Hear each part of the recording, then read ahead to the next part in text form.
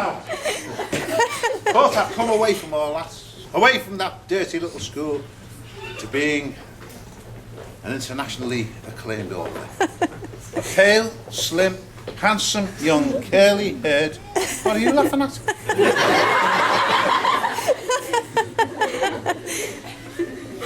So, I always hark back to Redwall. You want to see me do me trick? Okay. Who's got a copy of Redwall? You do. Not with Copy us. of Redwall? We don't have Redwall. No, that isn't Redwall, is it? There you are, that lady has it. No, you hang on to it. Give it back to Marielle. That's it. No. Now, which character are you in Redwall? Cornflower? Cornflower. Who's Marielle? Haven't got a Marielle? 4 cornflowers. Never mind. Tris and Rose. Late Rose. Right. Your name is? Jamie? Jamie. Okay, Jamie. Turn to chapter 2. You'll find it just after chapter 1. St. Paul to the Corinthians, verses 48 to 56. Yeah, right. You got that, Jim? Okay. Now there, you will see a picture with words. My very first baddie. And the baddie in Redwall's name was? Looney the Scourge. That's him. That's him. And this has to be a picture with words. And it has to be a very, very special, good picture with words. Do you know why? That picture had to go into the imagination of blind children. Right? So it had to be good, this description. And I still like it. So where's the trick? The trick is this. You see that description there, Jane, my old tater? Well, I'm going to read it to you. And I'm going to read it word for word. And I'm going to read it line for line. And I'm going to read the whole thing in tutto. And I'm going to read it without looking at the page. Good trick, eh? Yeah, good trick. Without looking at the page? Oh, do you want to see me do it? Do you want to see me do it? Yes. Okay. Do you want to see me do it while drinking a glass of water? How are you? Oh, privileged American child. And Jamie is going to read, you know, just scan it silently to make sure that I do it right. The rest of you watch me, and you'll see how an author creates a character by painting pictures with words. And this is the portrait of my first villain, Clooney the Scourge. And it goes something like this. The high, warm sun shone down on Clooney the Scourge. Clooney was coming!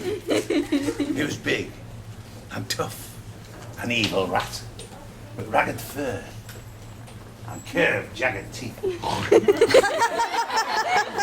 He wore a black eye patch. His eye had been torn out in battle with a pike.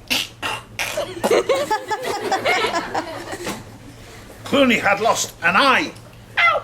The pike had lost its life. Some said that Clooney was a Portuguese rat, and others said he came from the jungles far across the wide oceans. Nobody knew for sure. Clooney was a bilge rat, the biggest, the most savage rodent, and ever jumped from ship to shore. He was black with glinting scars all over his huge, sleek body, from the tip of his wet nose.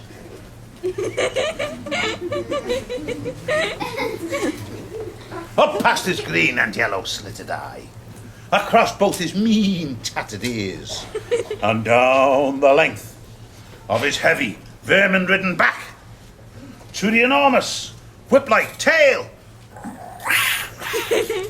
which had earned him his title, Clooney the Scourge! Did I get it right, Jamie? Yes. Thank you.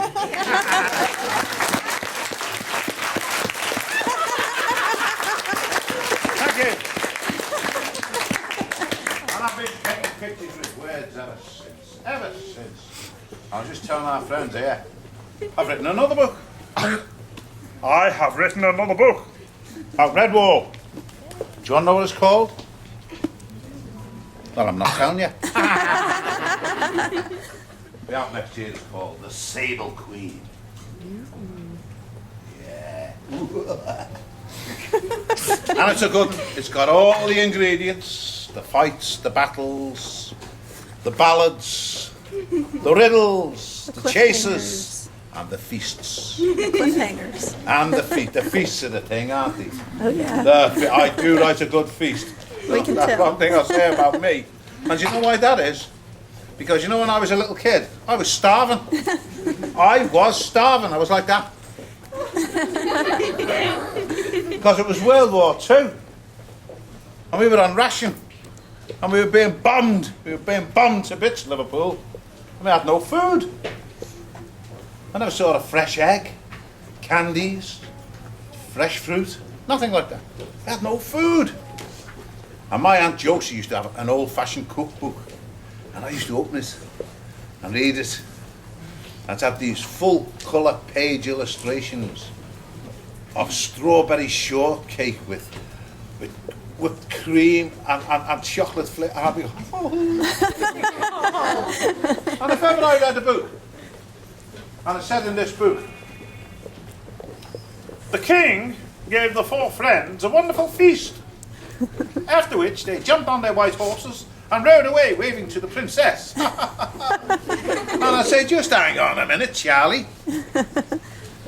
What did the feast taste like? How did they make it? Was there plenty for everybody? Did they enjoy it? And so, when I write about food, when I write about a feast, I describe the food, as you'll know, by your Redwall cookbook. Yeah. Oh, yeah. I've had reports of kids turning into moles. Yeah, going home from school and saying, poor mum, I'm a great hungry child. Have you got any? You've never turned into a big boy.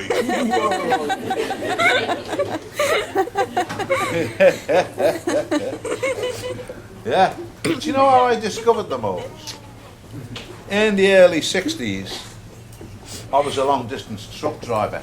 That was right in the early 60s, when you were only a child. And,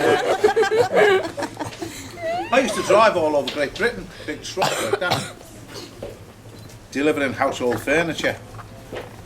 And one time, I was driving down in a county called Somerset. And Somerset is a beautiful little county out of town. Old English countryside. Sleepy Hollow beneath a blue forgotten sky. And to have these little villages with curious names like Chipping Sodbury, Shepton Mallet, Midsummer Norton. And I was going to Midsummer Norton. I was driving along, happy enough, going to Midsummer Norton. Driving along. And I'm following the signs, Midsummer Norton. Isn't it nice when you can follow signs and you know where you're going? Does this happen to you? You know, you've been out with mum and dad in the car, and all of a sudden you got lost. And Dad said, which way do I turn now, mate? And she just, hang on, Ralph. You know, yes, yeah, come on, quick, left or right, wait. So I'm driving along, following the signs, and next minute, I ran out of signs. So I'm driving along, getting a bit worried then. No signs, where's Midsummer Norton? And next minute, I ran out of road. And I'm driving along this great big rutted cart track. And then I ran out of that. And I was going through a small piece of forest land, to the woodland, destroying the environment with this great big truck. And I came out the other side. And there in the afternoon sun, was an ancient Somerset pub